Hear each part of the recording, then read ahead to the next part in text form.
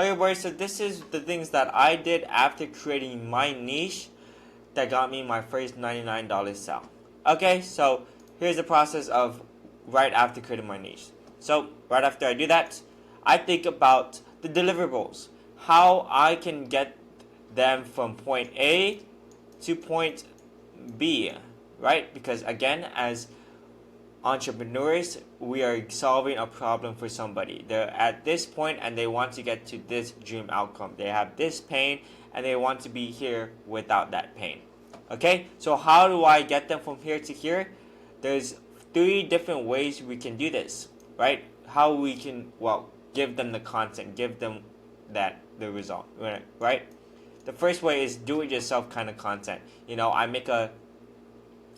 I'm like do it yourself content is like I make a YouTube video. Like this is a YouTube video. You follow the stuff and then it helps you out. You know what I mean? Or I send you a little PDF that says this is what you gotta do, right? So it's really the consumption of information, right? Anything that they consume, like YouTube videos, PDFs, posts, that's do it yourself.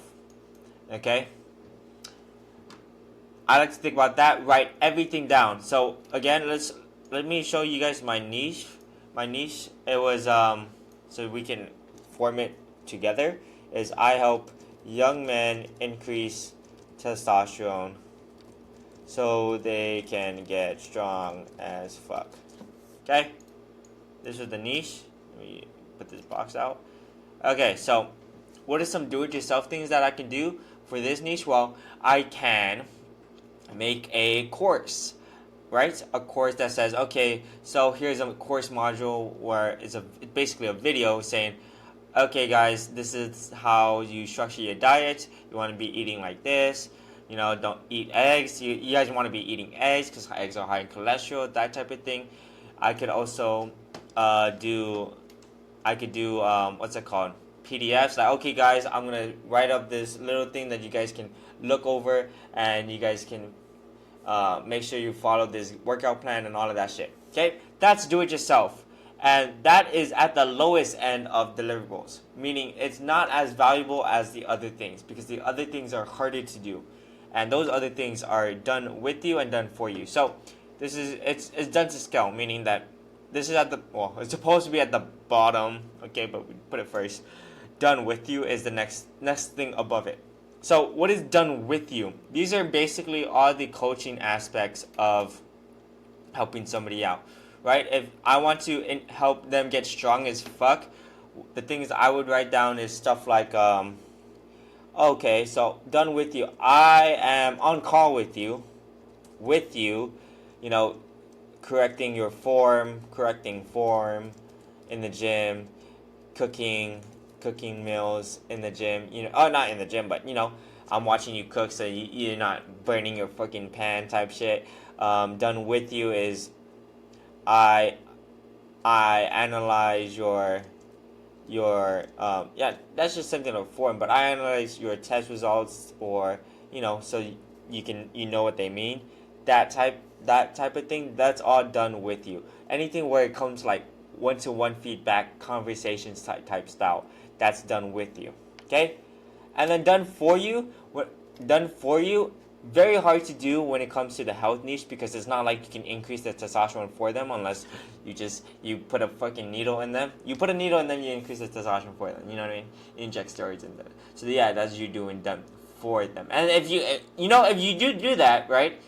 It's a little this is a little side tangent, but it makes it so much easier for them to get the result, right? And people would pay thousands of dollars, to get steroids. That's basically what they are. That's the business model. I give you steroids with no effort at all, and you get big as fuck. That's done for you, okay? So steroids is one, but are you gonna give them steroids? Probably not, but you could write that down. My suggestion is just write down everything, even if you can do it. Just write it all down. Okay. So another thing done for you, like from a natural perspective, the easiest thing that you can do is like put the weight on the bar for them. You know what I mean? You're putting the weight on the bar for them. You are cooking their meals for them. You are yeah, that's most of the shit. You are not taking a test for them, but you are. If you could run for them, you would. If you would eat the right food for them, you would. You know what I mean? But that's basically the most you can do. You can drive them to the gym. You can pick up their groceries for them. See, those are all done for you tasks. So you just gotta think about it. And I know that's very hard to think about when it comes to online services. And the thing I think about when it comes to online services in the done for you category is, what can I do that takes my brain power and makes it so that they do not use their brain power, right? Because if it uses my critical thinking skills and just if I take on their stress, like I'm the one using my brain power, my own mental bandwidth to solve this problem, and they don't have to. That's something done for you because they don't have to. You're stressing out for them. You know what I mean? So that's another thing done for you. Okay, so that's what I would think about. So actionable step is just to write down a freaking document. And this is what I did. I wrote down a document, just wrote down everything possible that I could do. Do it yourself, done with you, done for you, everything possible, right? And odds are you can do it. Even if like $1,000, why would I fly out to them? Because you know what I mean. If they paid you $100,000, you would also fly out to them. So that's another prompt. So some prompts that you guys can use to think about this stuff is, if they paid me 100K, what would I do? Right? If they paid me 100K to solve their problem, what would I do? That's something you could put. Okay? So, once you think of the deliverables, then we can move on to the next part. Think about a way to receive payments, right? You already have you're going to deliver it. How are you going to receive the payments? This thing should be very easy. This thing could be set up real fast. All you need to do, if you're in the States, is set up a Stripe payment or use PayPal. Me, I'm a dumbass. I didn't know I could use PayPal. So what I did, I bought a service that's Thrivecart and cost $500, and I didn't even use it at all. I mean, it's still good, but people don't use like external website sources anymore. They just go on YouTube and like PayPal and Stripe and that type of thing. Okay, so set up a Stripe payment link, PayPal. Set up your PayPal. So all you need to do is send an invoice saying, okay, this $99 is sent to whatever his email / phone number, that type of thing. Once you do that, you should be fine. All right. You don't need to pay Thrivecart. You know what I mean? So anyway, I'm just saying that because $500. Anyway, but I learned a lot. After you do those two things, you can start marketing this shit. You have an offer already, which is to help young men increase their testosterone so they can get strong as fuck. You have a way to deliver it. Like, you know what you can do and what you can't do. You wrote it all down and you could circle whatever. You have a way to receive payments. All you need to do is do marketing. Okay? So this one might be a little bit long. I don't want to make it too long, but the way I did it is one platform. And the way I like to choose the platform is just, what platform do you consume the most on, right? Or do you like using a lot? Okay? For me, it was YouTube. I love consuming long form content on YouTube, right? Just think long form or short form. Which do you use the most, and which do you like watching and consuming the most and interact with the most? If you are an Instagram person and you like watching shorts, you don't even open up YouTube at all, you're probably gonna want to go on Instagram and start doing shorts or reels instead. Apologies. But if you're like me, I did YouTube. Okay, I did YouTube because I like watching YouTube videos on longer form content. I feel so brain dead on Instagram. Okay, so once you have a platform, choose that platform to post on. Oh, there's also like Twitter, but where I have no experience there. Then you target your specific niche, meaning that the content that you create is specifically geared towards your niche. Okay, so I want you guys to think about this: that you're no longer just a regular Instagrammer, right? You're not just posting daily videos of your life, day in the life type shit. You know what I mean? You're not no longer doing Okay, guys, this is my freaking dog. You know what I mean? Oh my gosh, this is my dog, so cute. Oh my gosh, look at this freaking sunset. No, you're no longer doing that shit anymore.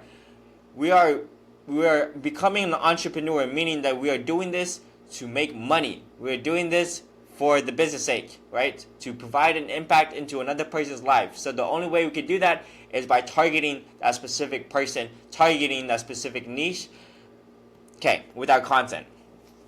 That means that if we're doing like using my own example, I help young men increase testosterone so they can get strong as fuck. We are only posting content about testosterone and getting strong as fuck. Okay? We're not posting content about relationships. We're not posting content on how to make money online. We're posting content on testosterone and getting strong as fuck. Okay? So that's what I mean by target your specific niche. If you guys do have a question, you guys can like follow me on Instagram and let me know. You can DM me your questions, type shit, or just put it down in the comments. Create a problem/solution document. This is what I did to formulate like video ideas. This is basically my video ideas. What is the problems that the problems that my niche is facing? Like young men with low testosterone, young men who are as weak as fuck. What is some problems they might face? Well, some of it could be like, I don't know what to eat. What do I eat? Yeah, I don't know what to eat. Food, right? What food is high in testosterone? What food is good? Is kiwi good? Can I eat vegetables? You know what I mean? They're gonna be asking those questions, and those can legit be your content points. They can be your content pieces, the video ideas, right? So what I did is I made a whole ass list. I don't have my little notepad here, but I had made a whole ass 100 bullets list of problems that my niche is facing. Sometimes it was a little bit similar, like some sentences and shit like that, but who the freak cares? And then every time I recorded, I would take the list and just like, okay, this is the problem they're having. What is the solution? What can I do? And I just type in little things, little things of so I can have a little idea of what I'm gonna talk about, and then just record it. And then I batch all of it together. And that's how you would get to this daily uploads. Okay, so I kind of skipped a step, but yeah. Okay, so create a problem solution list. 100 problems. Provide 100 solutions to those problems. Okay, and the next thing is to change from how-to content to how-I content. Why? Because credibility again. So I'm showing you guys my process of how I made my first dollar online, how I started my own business, and nobody can say no, Elijah, that's fucking not true. You know what I mean? Because this is what worked for me. Okay. This is what I did, and this is from my own experiences. So this gives me credibility. This gives me This gives me more conviction, credibility, and conviction, right? Because I know I've done this before. I have the evidence. I have the proof to say that I've done this, and this is why I'm able to talk this way. This is why I'm able to teach this way, because I've been there. So everybody they don't want this this little ChatGPT style. They want to know, especially if you're doing testosterone and you're not like a PhD type shit. The best thing you can do is tell your own story. Your own story is the most credible thing in your arsenal right now. If you don't have a degree, if you're not a freaking PhD in like hormonal health and neuroscience, you don't have the right to say like, this is how you can do this, because they're just gonna listen to Andrew Huberman instead, because Dr. Andrew Huberman type shit. Okay, so try your best to tell more stories in the form of like how I did this. When I was 17, I was weak as fuck, and this is what I did. This is what happened when I went to the gym and broke my back, and this is how I fixed that. Right? If you make content like this is how to fix your back versus this is how I fix my back, totally different, because it gives you another level of authority over the people that's watching, because this is what you did. Okay, so basically push more for stories, right? Stories.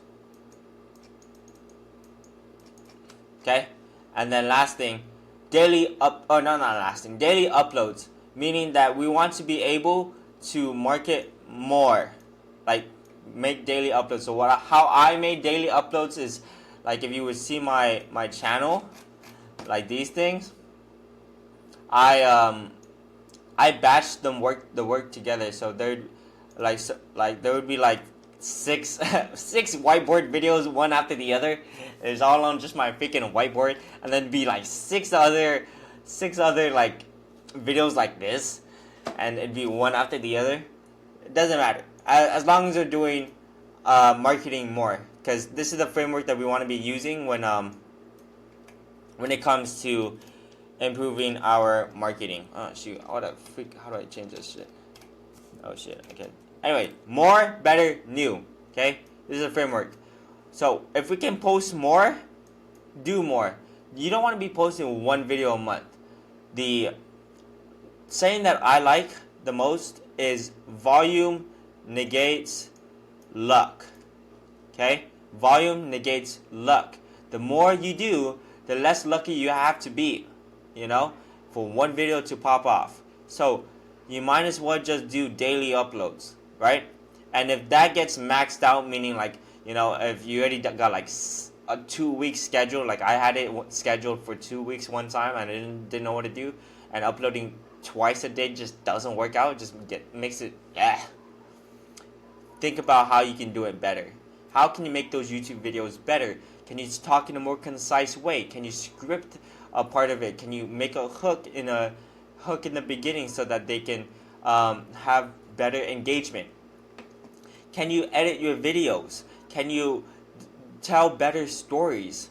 What can you do to make your videos better? Can you fix up the thumbnails?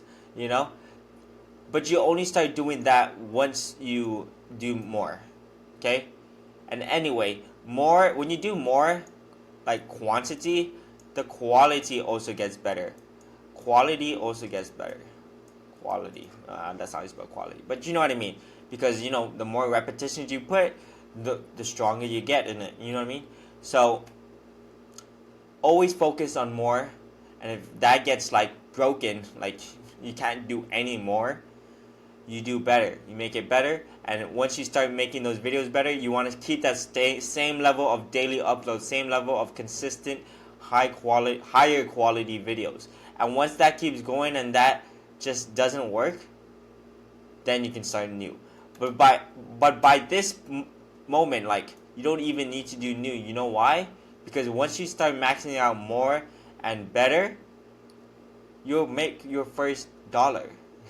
You'll have your first client already, or have your first potential clients. Okay? So that's what I did. I had like 10, 15 people like ask me about my stuff. So so that's it.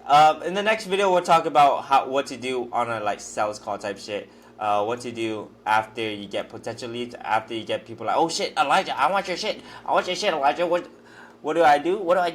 We'll talk about it in the next video. If you guys do have any questions, leave it in the comments down below, or follow me on Instagram and don't hit the like skip. Follow me on Instagram. Leave a DM me if you want to like actually want my personalized advice. I know. Oh my gosh, I don't even know how to make a CTA in my own video. Anyway, guys, I'll see you guys later. Deuces.